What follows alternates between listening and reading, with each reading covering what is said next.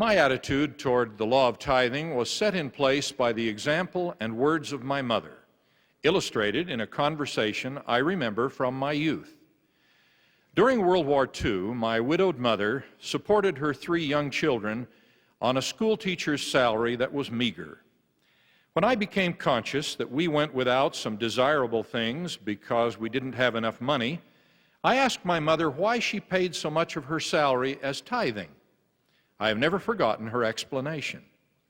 Dallin, there might be some people who can get along without paying tithing, but we can't. The Lord has chosen to take your father and leave me to raise you children. I cannot do that without the blessings of the Lord, and I obtain those blessings by paying an honest tithing. When I pay my tithing, I have the Lord's promise that He will bless us, and we must have those blessings if we are to get along.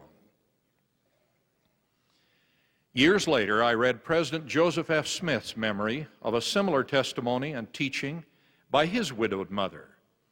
In the April conference, 1900, President Smith shared this memory from his childhood.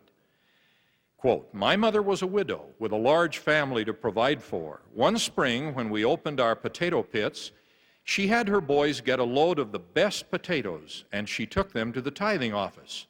Potatoes were scarce that season. I was a little boy at the time and drove the team.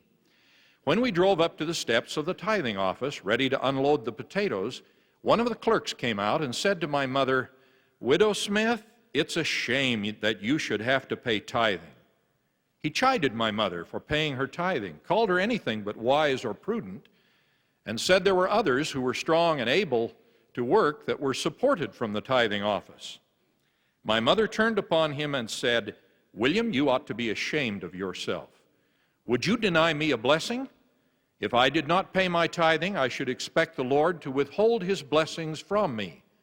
I pay my tithing not only because it's a law of God, but because I expect a blessing by doing it. By keeping this and other laws, I expect to prosper and to be able to provide for my family.'" End of quote. Some people say, "I can't afford to pay tithing." Those who place their faith in the Lord's promises say, "I can't afford not to pay my tithing."